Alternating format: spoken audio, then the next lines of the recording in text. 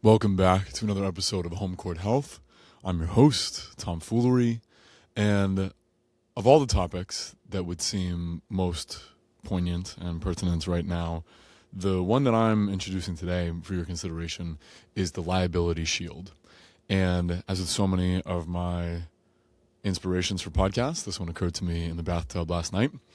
And it was partly due to a podcast and then also just these threads that are loose ends in my mind that somehow come together, and I do my best to share them with you all and see if we can make sense of them together. And no one has called me crazy in a while, so let's put that to the test now.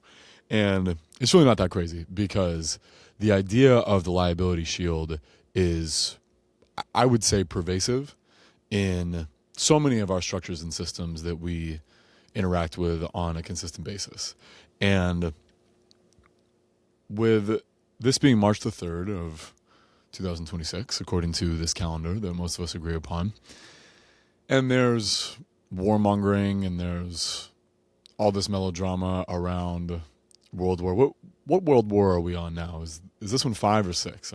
I can't remember, because it really has been an assault on people's attention, energy, hope, and the people who like to pull strings and trap doors and close off portals. They do their best to direct our energy in a distracting way so that many of us are unable to concentrate on our values, on our immediate sphere of influence, making an impact on our lives in a consistent and courageous way every day. And I've certainly had my moments lately of slipping into the despair spiral, or even I just feel the agitation that comes from being a little bit more privy to, as we've spoken about on recent podcasts, current events, such as they are, even though we usually get them second, third, fourth, fifth hand, etc. And my antidote to that has been, as best I can, to choose, and as I check on one thing now, which is not usually my habit here on the podcast, that I lean into sources and resources that do inspire focus on the good, the true, and the beautiful. And there's a community that I'm part of that has the Barataria Times app, which was started by Owen Benjamin, for whom I have a tremendous amount of respect and have spoken about frequently on this podcast. And a lot of this is inspired by the good work that he's done for years, calling out the liability shields that groups use and institutions use, and it's certainly most common in the corporate, public, economic interactions that we have, and so we'll talk about that in detail. I bring up the Barataria Times app because that really is a place that is exclusive to the good, the true, and the beautiful, and people sharing the special moments from their lives. And what I so appreciate about someone like Owen Benjamin is his arc has been that of the commitment to truth that takes you into uncovering lies and staring into the darkness that is created through deception and wizardry, which will be a theme of today as well. And I have spoken as well about the sorcerers, black magicians, the wizards who they conduct themselves in a way that is very reliant on sleight of hand and ambiguity, and of course using words, jargon that most people don't understand. And I've been inspired recently. I've been really encouraged to be more clear when I can. I mean, I certainly love employing rhetoric and being as creative and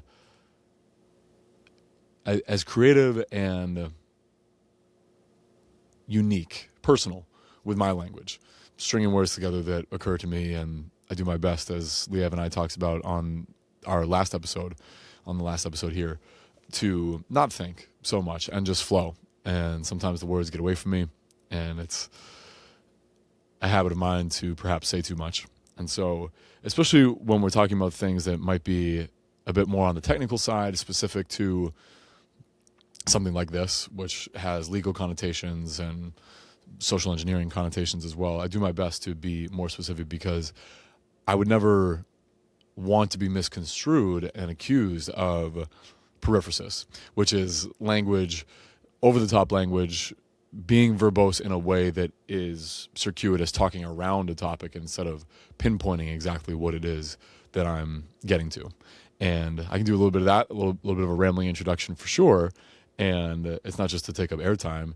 It's sometimes I'm creating a little bit more time and space for myself to walk around the bullseye until I get to the center of my thought. And also the standard of simplicity and more direct language is to appeal to as many people as possible, because not everyone has my background or my set of interests. That would be lame. That would be no fun at all if everyone was on the same page with me about everything. That'd be one singular boring book.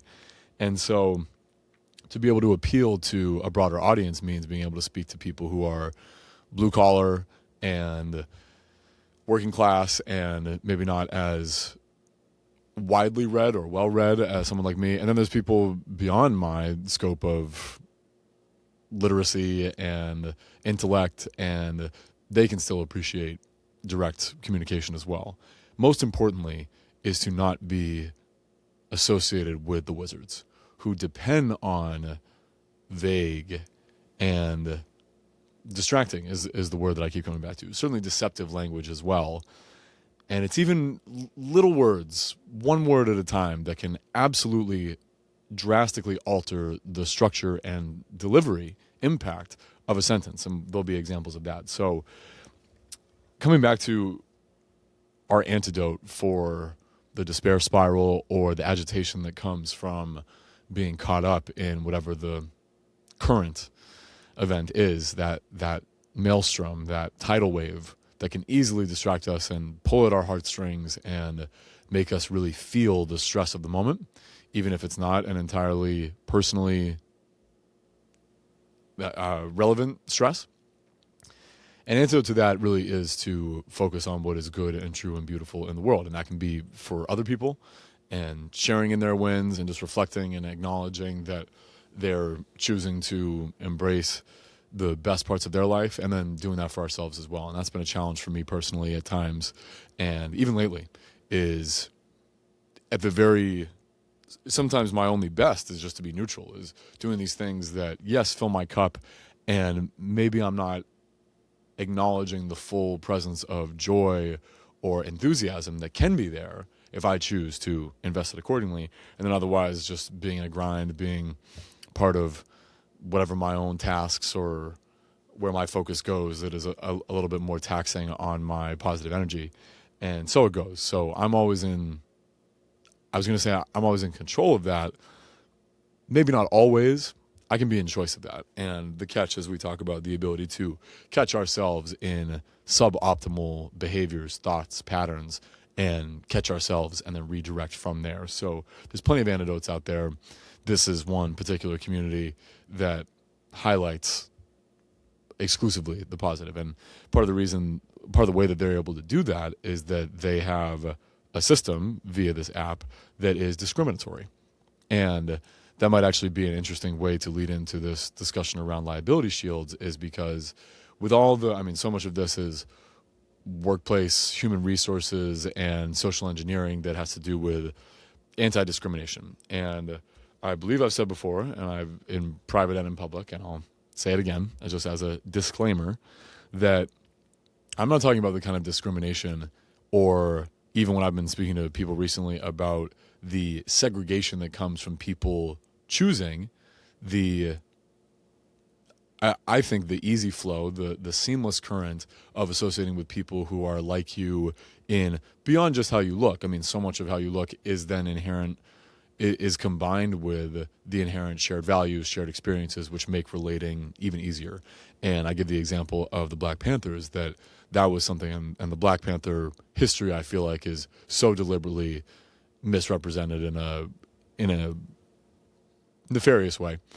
And as always, there's infiltrators and there's people who lose the plot with movements like that. And that's the thing about movements. That's why, as my friend Danny Katz says, the only movement I promote is bowel movements, consistent bowel movements. So anything else can be co-opted and corrupted. So we don't really, I don't subscribe to any movements necessarily. And so I don't subscribe to any movements, period. Again, catching those words like necessarily. What is then necessary? And we'll talk about why the questions are such a marvelous challenge to, and a necessary challenge to, and balance to liability shields.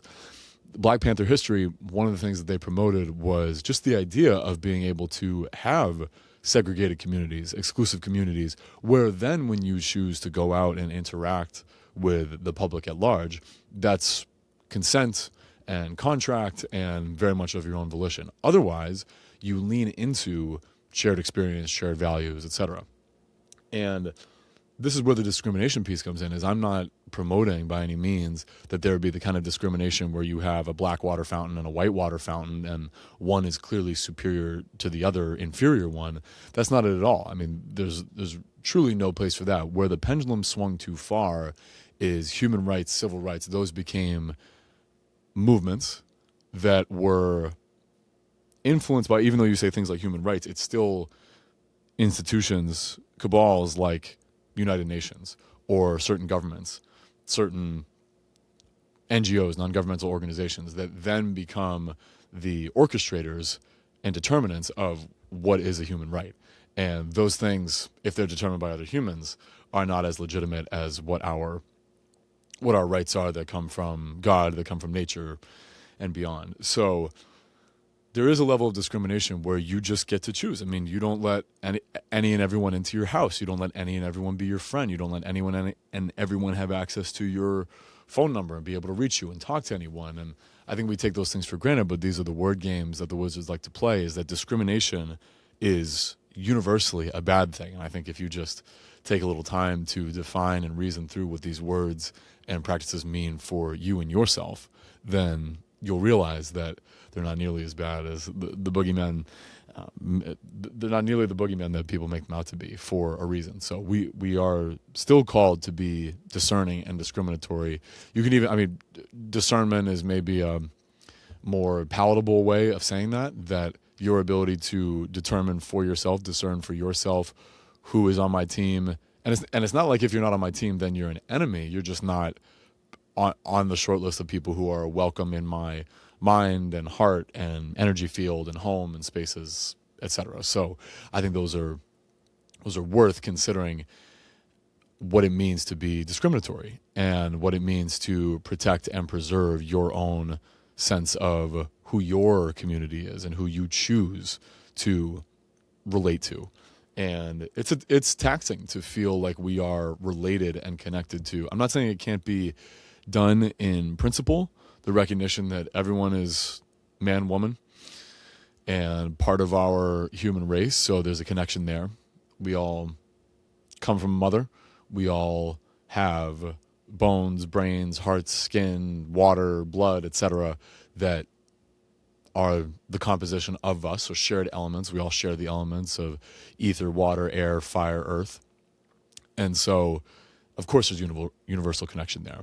Where, I mean, we can still distinguish that part of our marvelous experience is that we get to be, I mean, our skin is our boundary. Yes, we have our auric field, our energetic field that extends 6 feet beyond our immediate body.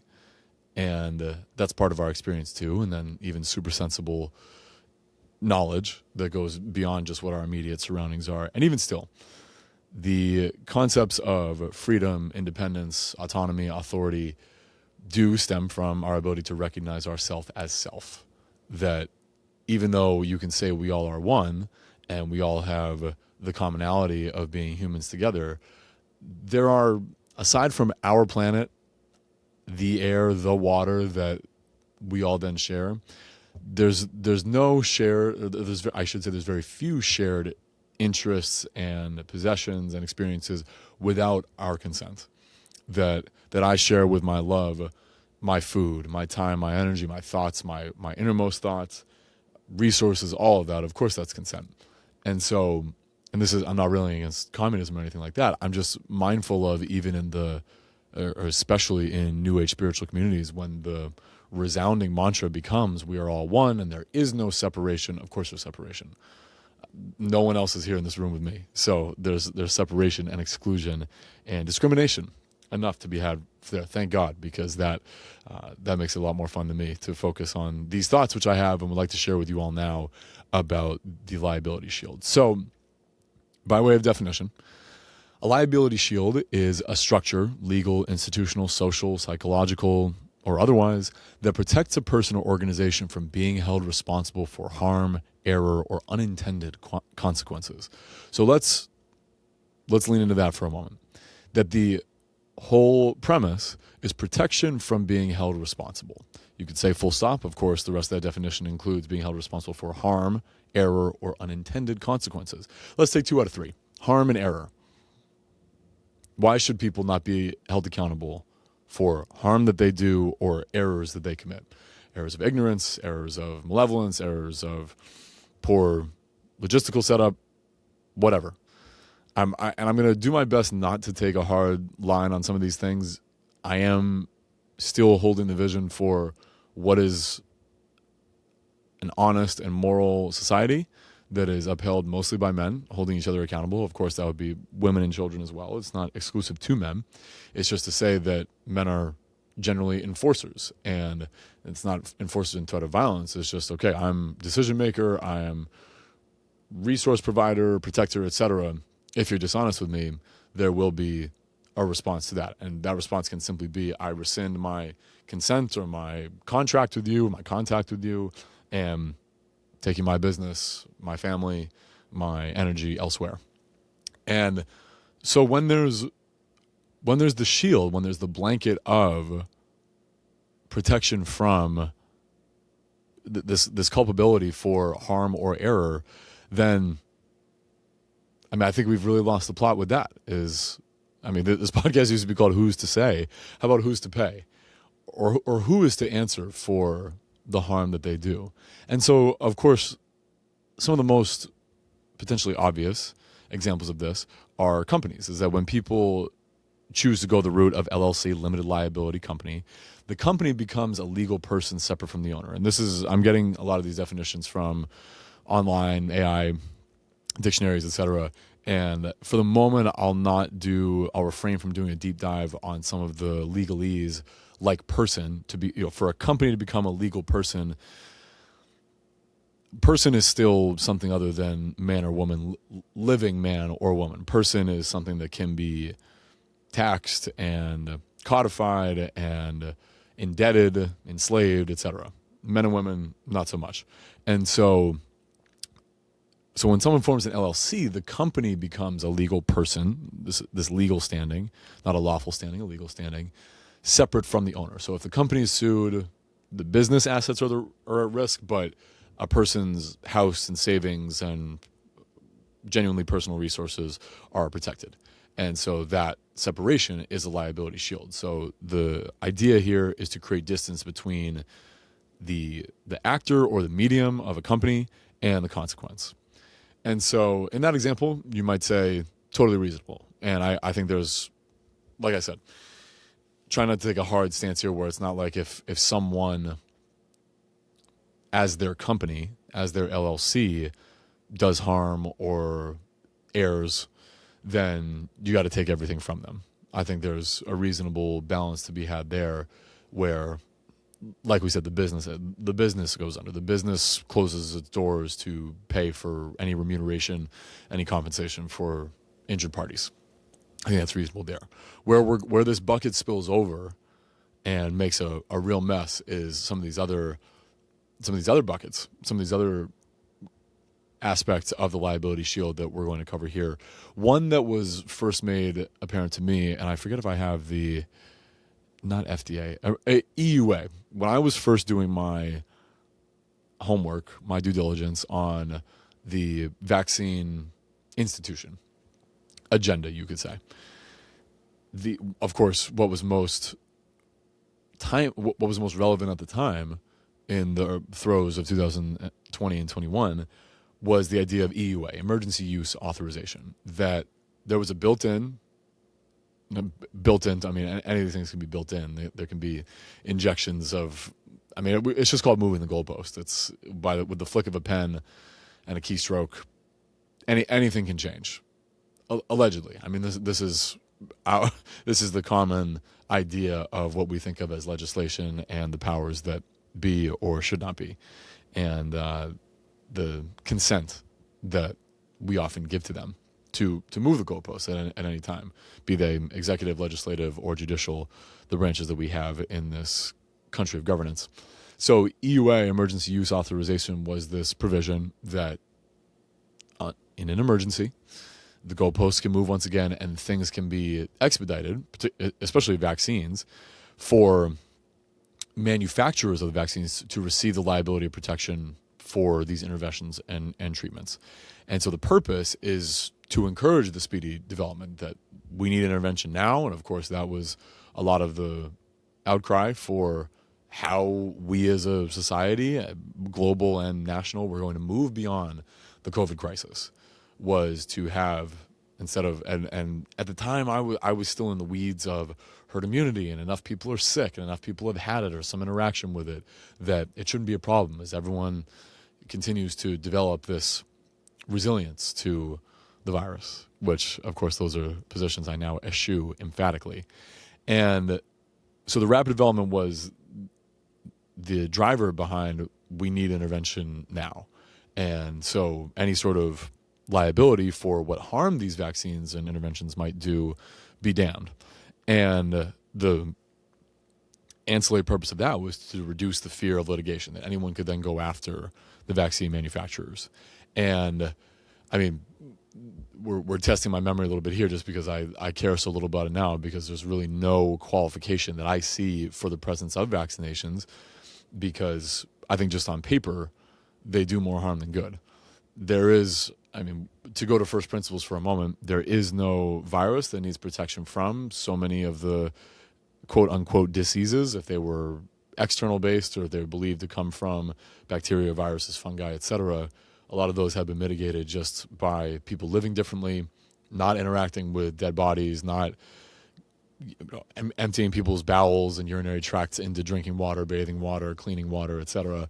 We've moved beyond so much of that there's less to worry about in terms of true contamination to what our terrain health is, and viruses have not been proven to exist. The example I gave with Liev in the last episode was to say that a virus has been isolated in their example, and so many examples come from this, that the moving of the goalposts for the viruses exist community, the germ community, is that they just point to a toolbox and say the hammer, aka the virus, is in there, but we cannot show you or remove the hammer, the virus, in this example, and give it to you because it can only exist in the toolbox, which in their world is the soup of a dozen different ingredients that purport to create the environment, the cell culture. And then, and this is something I'm going to talk about here in a moment, it's so weak that it cannot be isolated from this chemical soup, and yet it can live on surfaces for 24 or 48 or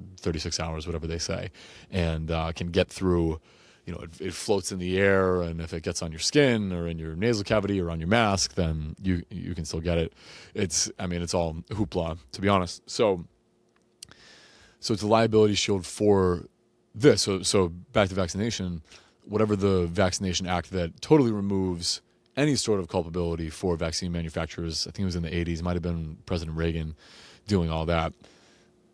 I mean, the more harm than good argument for me is that, so not only is there not a virus to protect against, all of the ingredients in vaccinations, mercury and fetal bovine serum, and actually I think that I'm conflating that with what's in the culture for viruses. But if the standard of care is that if a vaccination vial breaks or any of it goes out of the needle and ends up on the floor, it's considered hazardous waste material, and no one can touch it under, perhaps great duress and threat to health. So, that really tells me all I need to know for now.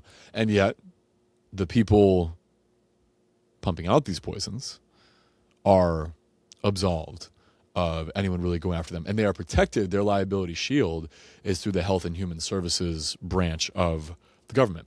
So it's not like you're suing if someone wanted to go after, and I believe I had this correct, if someone was keen to go after a vaccine manufacturer, pharmaceutical company, the defender in between them. I mean, it's like going to a boxing match and yet you have the referee keeping you from the fight, from your opponent, and that would be Health and Human Services. So, I mean, it's the scientific aspect of the liability shield, which includes medicine and therefore what people think of as healthcare, even though it's sick care.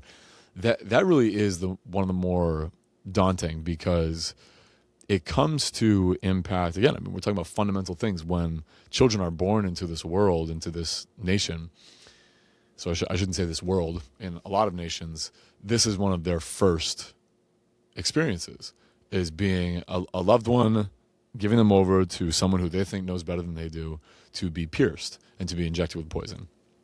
And what that does to a soul and psyche, I cannot say for certain. It does not seem to be supportive of long-term health and the comfort and safety and peace that should be that of a new soul entering into a body in this world. And it's because people have not been intent on looking into these first principles. And I think part of it is because of the shields that, I mean, whether it's because people feel disempowered from feeling like they can then go fight against people who might do them harm or might be egregious in their errors. That could be part of it, that people say it's just not worth it.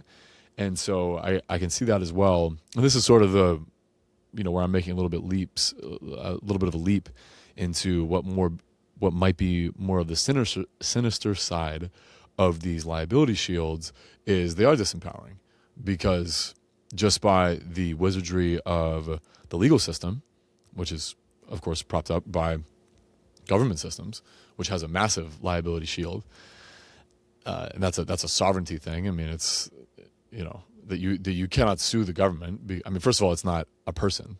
It cuts both ways. To be able to take any sort of lawful or legal action against someone is different than their legal standing, and to say nothing of a government. So, but it does seem to be rather disempowering.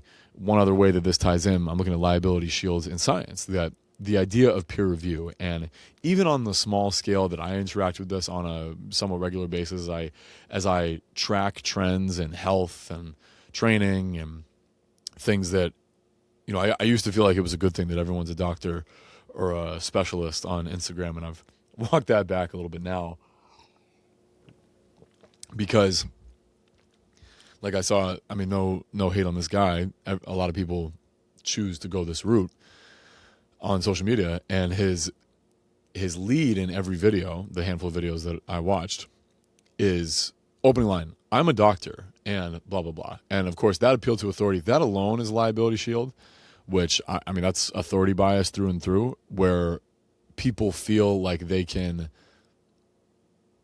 kick their responsibility to an authority. My doctor told me, my boss told me, my lieutenant told me, I'm just following orders, etc. I mean, that is a long list of passing the buck of responsibility. And of course, I mean, a lot of it is to just avoid being held responsible.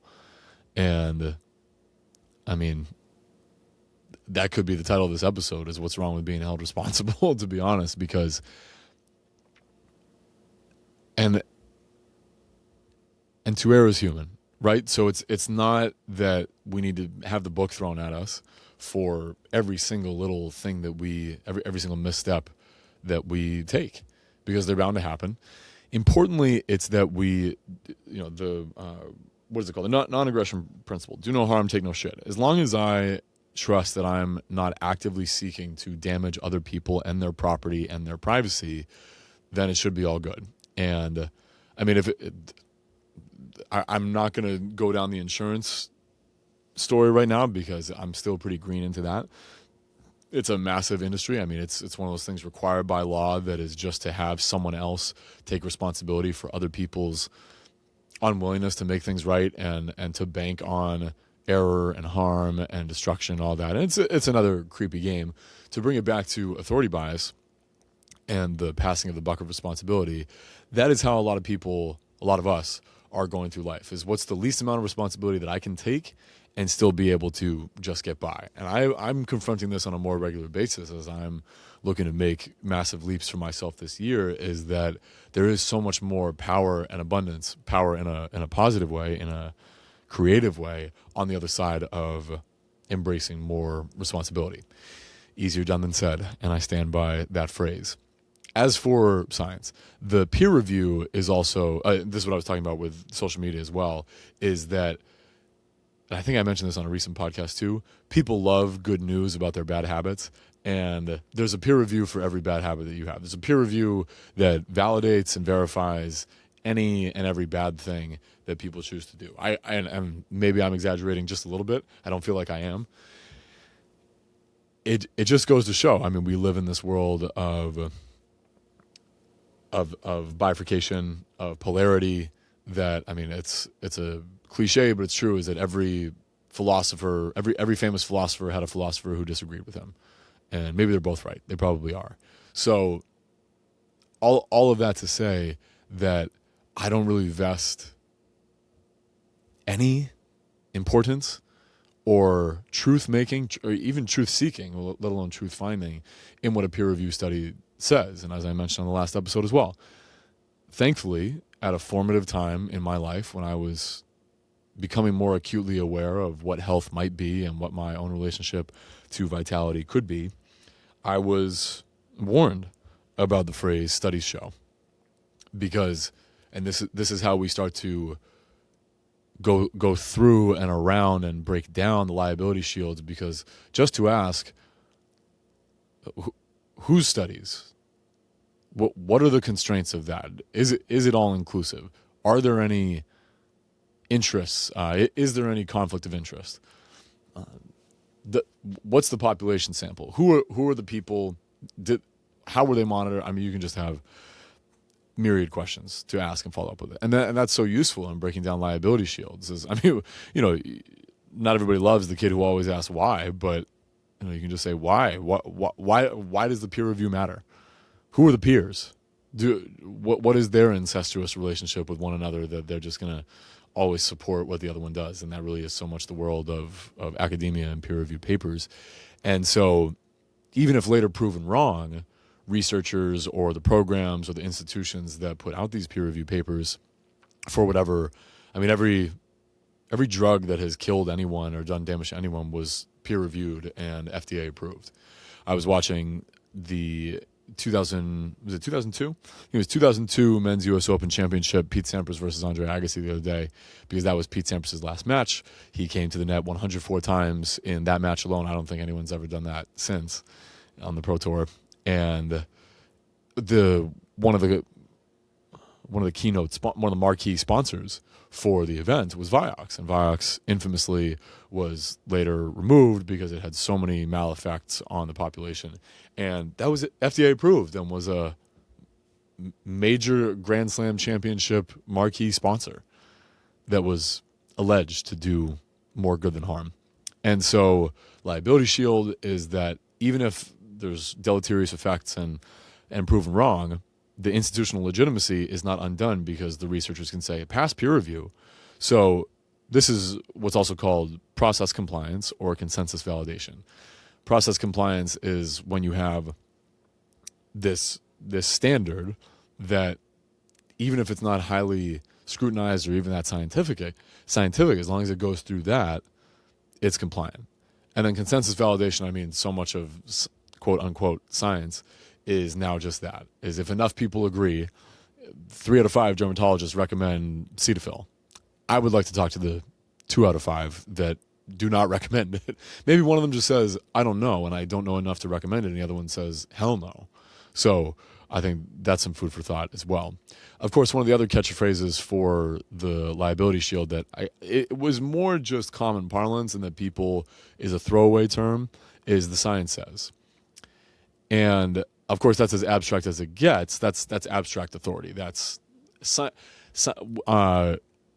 I also hear a lot, and I do my best not to use this phrase, is we all know. And people often employ that phrase in reference to things about questions around diet and health and medical interventions and anything like that. And that to me, not that I'm trying to duck any responsibility, it's just I'm really not going to play that game because, first of all, I don't think we all know that. I feel like that's hyperbole. And unless I know my audience and I say you all know, or as you may know, and if I say as you may know, I expect people to, or I invite people to speak up and say I actually don't know. And that's another excellent way to break down a liability shield, is because that way you go around is that actually, please don't assume that we're speaking the same language. Could you be more specific? Can you tell me exactly what you mean? Defining terms, always a valuable technique in breaking down liability shields and dealing with wizards and dealing with anyone who would like to deceive you. And so there's this diffusion of responsibility comes from the science says, or the industry standard of care, etc. Those types of things are entirely based on, can we circumvent the liability here, the potential that this will fall back on us. So talk a little bit about authority bias, and I'm not going too deep here. I mean, we're going to finish with behavior, and a lot of this being with wizards for sure. One of my favorites that came up, I mean, I've spoken about viruses for sure, but I remember this when I started to get hip to what the first principles were around virology, germ theory, the terrain paradigm of health. And, I'm thinking, do people actually know this? I mean, do people who have gone through the medical universities and institutions, do they maybe know some of this? And this isn't necessarily same, apples to apples. I just remember I always got a kick out of, even when I was still not all the way to my position where I am now, my place of transience where I am now with terrain, when it was early in 2020 and 21, and I mean, I was never really, I never really cared about germs, anything like that. I mean, I was a pick your nose kind of guy. I never washed my hands after coming home from wherever and handling cash and change, and then just going right into eating chips and salsa or popcorn or whatever. And I remember looking at the Lysol white bottles or Lysol spray or anything like that, any sort of disinfectant, and I think it says kills up to 99.9999% of viruses and bacteria. And you might just be thinking, hey, efficiently, good enough. I now see liability shield is in their world.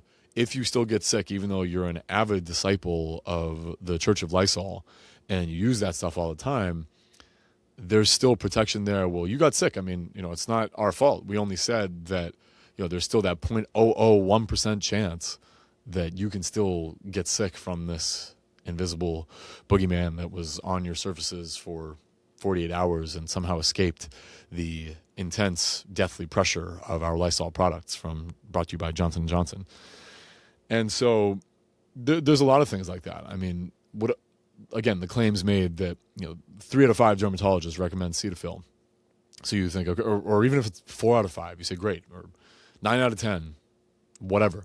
That's why they can't do things like 9.5 out of 10 dermatologists recommend. It's like, well, who's the half that didn't? What was their disagreement?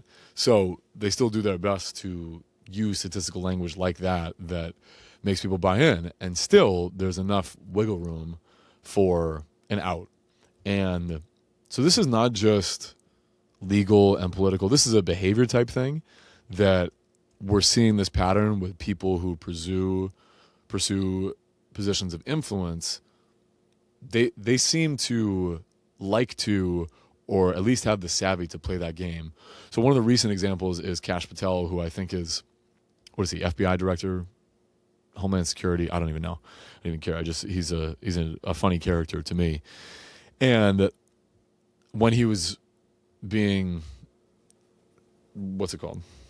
Not interviewed, under oath and questioned, not even investigated, but just questioned by the Senate or House. I don't even know what theater it is, but he was put on the spot, put on the stand, ostensibly under oath, whatever that means to these people, to talk about Epstein files.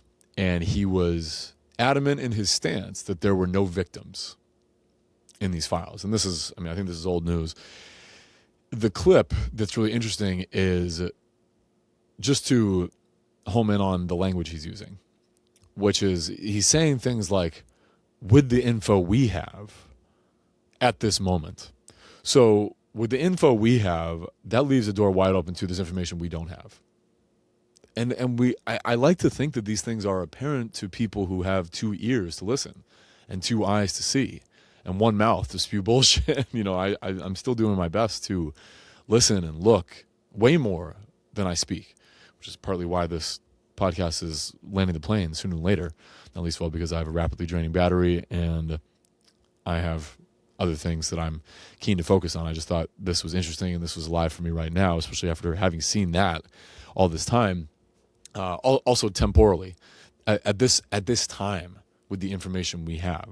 So of course that's a huge door left gaping open to, hey, anything could happen. And you might just say he's not being dishonest. It's just that they're playing that game of not being held responsible and not making definitive statements. And I can see that too. I can give someone if not a wide berth, a berth to go that route. And of course these people are coached to do that. It's become, when we talk about how much politicians are bullshit artists, that is the norm. I should say most of them, because I don't know for certain if all. Most of them are playing those wizardry language games that give them an out. And, even on their campaign trail, I'll do the best that I can, whatever that means. For you, for who? Who are you speaking to? And I say for my constituents, for my people, for the people of this movement. That could be the people paying you to be up there. Those could be the people who are keenly invested both financially and logistically and legislatively on you being able to pull levers once you're in Congress or the president or in the cabinet. So that's why question asking is so powerful. Another video I found really interesting was something about Buzz Aldrin. He's on this variety show, and it's this woman who's in his spacesuit, and they're doing the song and dance about, yeah, it's so great you went to the moon, and what a cool suit and all that. And this variety show host, might be Shirley something, I forget. I'll have to find this video and maybe put it in the show notes because it's worth seeing. That she asked him, how many people have been on these missions to the moon? And he says, surely there were 4 of us. And you might just chalk that up to a different time and different verbiage and different ways of delivering sentences and messages. When I hear that, I am looking for these qualifiers and these words that really don't belong in an honest sentence. When you could just say, 4 of us, and let me tell you their names and tell you all about it.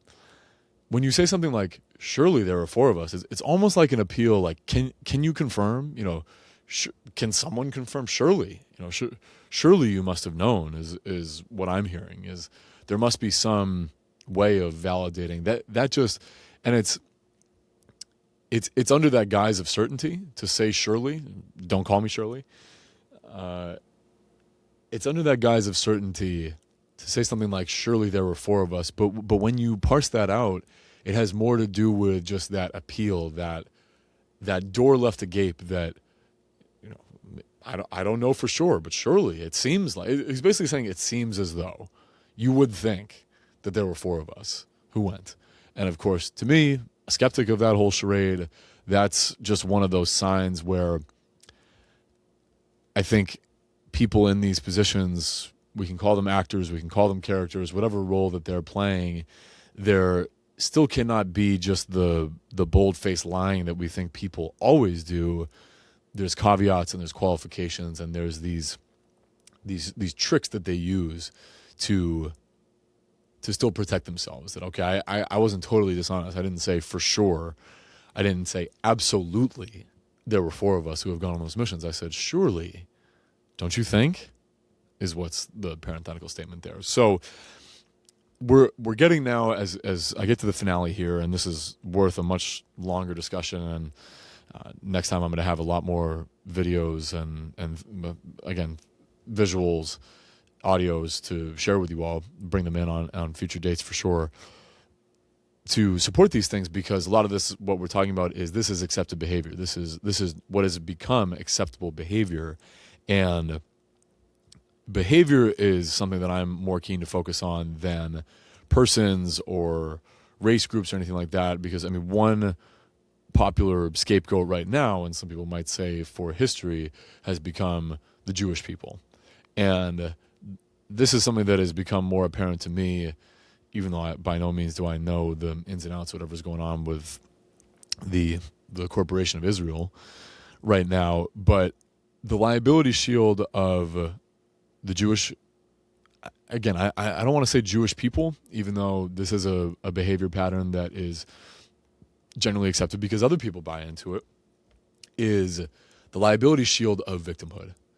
And the prevailing principle of that is that my victimhood gives me license to be deceitful and protective and Machiavellian in terms of how I operate.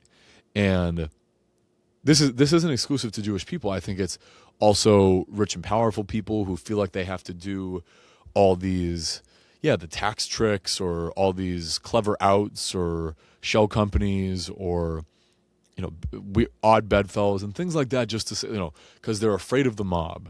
They're not in the spirit of open and honest disclosure because they're afraid of how people react. In the corporate world, one of the unfortunate standards we have is that the whole foundation of fiduciary responsibility is that making money is the ultimate goal. So even if you have to poison a school full of children with toxic waste dump, you got to do that if it's going to make you more money. That really is the standard. I mean, that and people can be, again, people get sued if they don't want to do that or fired or whatever. And I mean, it's one of the more anti-life things that we've done. I think I've gone this whole episode without cursing, so we're gonna keep it there, even though I'm getting charged up here for the home stretch, because I mean, this is more what we're talking about with, are we willing to go after these liability shields just with the sword of curiosity of, why is it like that? Does it have to be like that? Why does your victimhood give you the wide berth to be deceitful, protective, clever, to prize these things, to prize nepotism and who do you know and who's in the club and who's not? And again, some of this is someone I used to listen to. I don't anymore. So people like Eric and Brett Weinstein, they used to talk so often about that the Jewish trait is that of the Exodus, the flight from Egypt, that you always have to be ready to pack a bag and flee. And I get that that's their version of history and that's the story they tell themselves. Of course, the question is why, and have the Jewish people ever done anything to warrant that result of being chased out of country? And I think there's enough history to support that they have. They've been victims in other ways for sure, and victims in ways that no one deserves to be victimized. So I'm not giving license either way, but like I said, this is not unique to the Jewish community. This has a lot to do with people. I mean, in their Venn diagram that they often occupy positions of influence and power I think that's just the dark humor of this world, the dark joking of this world, is that they're also mixed in with people of all different backgrounds who just, Dr. Vandana Shiva calls it the hive. It's not that they're meeting every Wednesday to determine how to poison and poison people and kill them and remove all sense of hope. It's that they just have shared interests, and a lot of their deities are about money and power and protecting, insulating themselves and making sure that they're good. And that's what so many of these liability shields are about. Also for people in virtue signaling is people feel like as long as they show that they're on the side of the trend of what masquerades as acceptance and human rights, then they're good. And I mean, one of the really dissonant social engineering tricks, wizardry tricks that is playing out right now is, and I'm happy to end with a bang right here, is the use of the word nigger. That really the principle that we're talking about here is as long as you don't use that word, and importantly, as long as you emphatically promote that anyone who uses that word is evil and ill-intentioned and malevolent, as long as you promote the idea that that word is the word that should never be uttered, then you're a good person. That is the epitome of virtue signaling, is if you can decry and denounce anyone using that word as despicable, you're so clearly and overtly on the good side that almost nothing else can touch you. And yeah, and so a close cousin of that is anti-Semitism right now. I mean, there were people saying that it was anti-Semitic to say that Jeffrey Epstein was a pedophile, and that so many of the people of influence that he helped were also Jewish makes them pedophiles. I mean, there were people mentioned in the Epstein files who were, I don't know, I mean, I don't really care. One of them was the Victoria's Secret guy. I just had Wexner, Les Wexner. And it was one of the people saying that you're anti-Semitic if you think that Jewish people are pedophiles for associating with Jeffrey Epstein. I mean, because that's that moving goalpost of if I can just kick it through that goalpost and say, oh, I'm not anti-Semitic, it has nothing to do with that, then you're good, and that somehow that, yeah, I mean we've just a lot of these assessments of what is good, what is bad, what is right versus wrong, good versus evil, has a lot to do with word games. I mean, Semitism mostly has to do with people of the Middle East. It has nothing to do with being Jewish, so I don't even really sweat that game that's being played right there, because a lot of it is just wizardry. And again, the use of words like nigger or fag, or as long as you don't use that word, you're good and safe. And if you do, then you're evil, despicable, unforgivable, throw away the key, all that kind of stuff. And I know that words, like any weapon, have no intention. Guns, swords, knives, you can even say bombs, they're inanimate for a reason. They don't have feelings, they don't have thoughts, they don't have volition. Only when they are charged by people are they given any sort of sense of meaning. So I'm never afraid of words. I'm much more curious about intention and behavior. And there are behaviors that are worth calling out. I mean, I'm giving lots of credit to Owen Benjamin here for inspiring a lot of these ideas that at the very least make you think. That's the value of good rhetoric, is it helps you, rhetoric and logic together are really dynamic resources of our experience here, and being able to see through wizardry, being able to see around liability shields that are just trying to protect people. So, I mean, I'm not hanging this all on Jewish people. And in fact, I want to see if I can end with just a funny video worth talking about, because this is really going to drive home this point about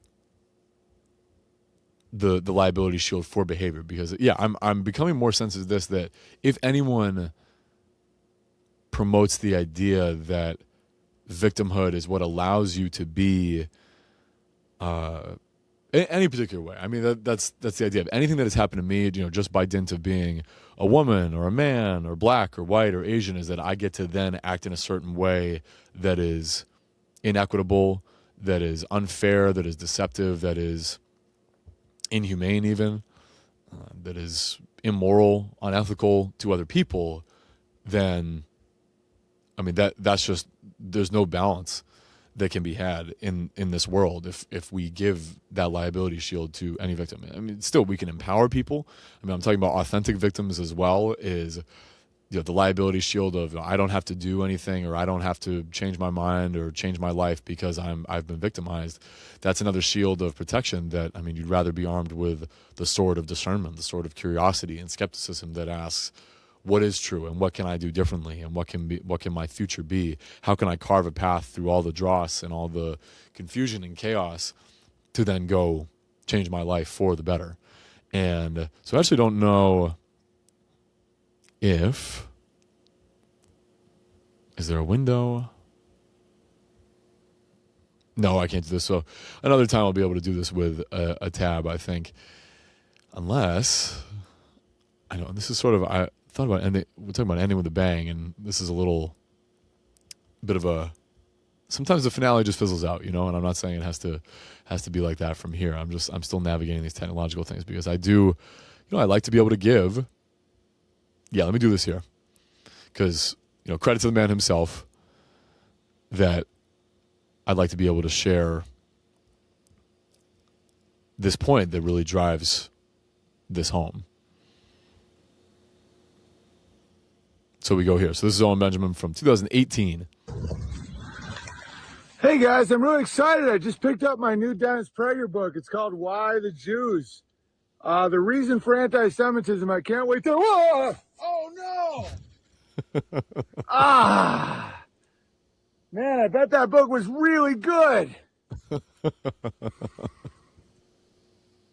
So the book ends up in the fire if you're just listening, and one of the many reasons I encourage you to watch, because that really drives home the point. That, you could say book burning is a despicable behavior.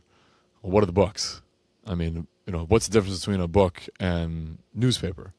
Newspaper gets burned all the time. Is it because, it's printed word. We're talking about, this really is apples to apples, and what is the behavior that's really being questioned here? That book is one of those that's looking to put all the onus for the world's ills on the Jews, and that's the book that gets burned. So which one are you cheering for? So behaviors are what we look at, and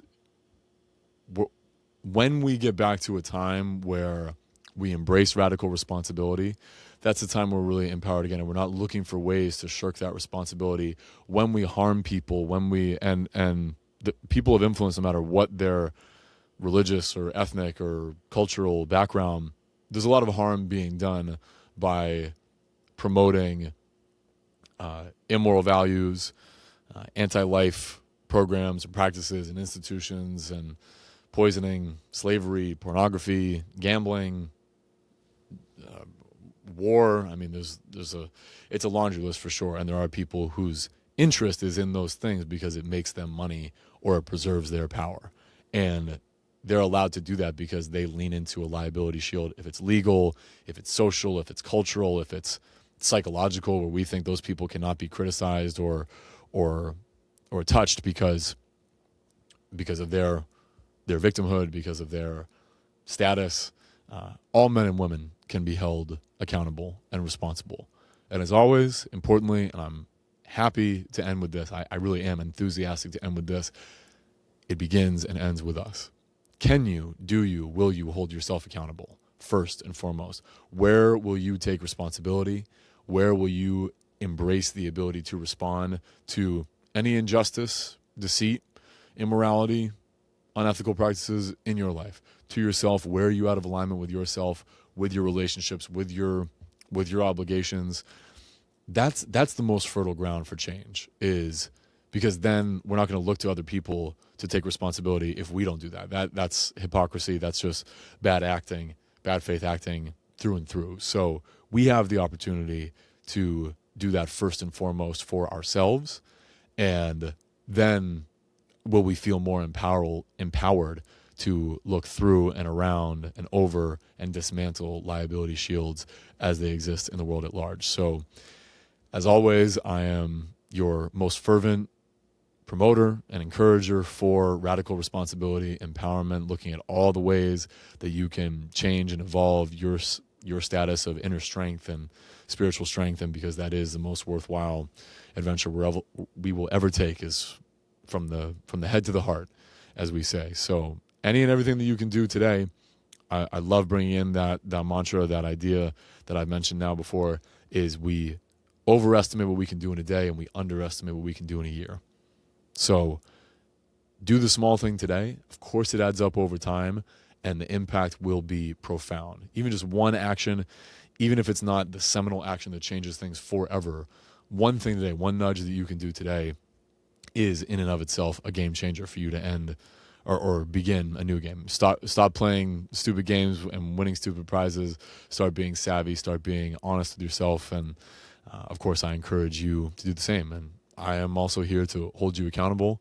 And I expect any and everyone in my sphere of experience and love and influence to do and be the same. Because it's not about the the powers that should not be, and what are we going to be able to do with pitchforks and torches. The good work is done within. That really is the crucible, and there's only room for one inside. So as long as you can make room for yourself to be more honest and accountable, responsible, empowered, then that's really the world that we get to change. So you have my thorough encouragement and emphatic enthusiasm to do just that. And until next time, I'm signing off as tomfoolery. Maybe next time I'll be wiser. We'll see.